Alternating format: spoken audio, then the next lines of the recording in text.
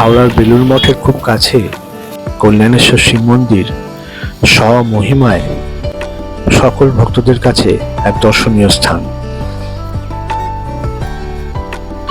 শ্রীরামকৃষ্ণদেব যখন শিবের পুজো করছিলেন তখন দেখেন শিবের লিঙ্গটিকে জীবন্ত হতে, আর তিনি তার দর্শনও পান।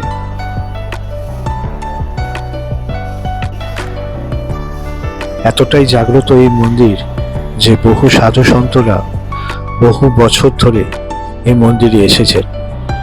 আজও বেলুড় মঠের মহারাজরা প্রতি সোমবার এখানে পুজো দিতে আসেন।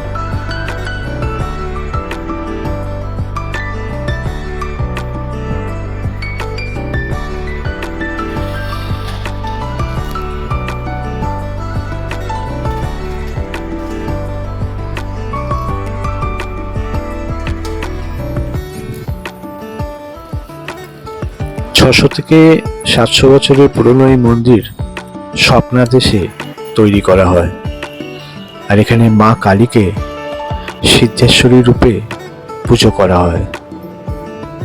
ইতিহাসে ভরা এই প্রাচীন মন্দির ভগ্নদশা থেকে আজ নতুন করে গড়ে তোলা হয়েছে।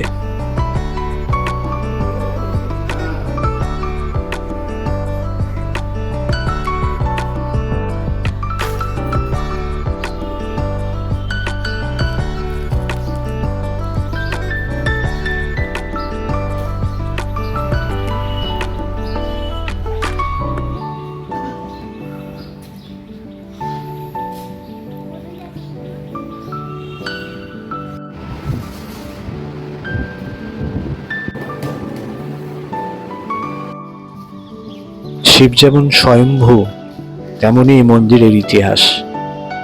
আমার এই ভিডিওটা কেমন লাগলো অবশ্যই জানাবেন। ভালো লাগলে অবশ্যই লাইক আর সাবস্ক্রাইব করবেন, আর কমেন্ট করতে ভুলবেন না।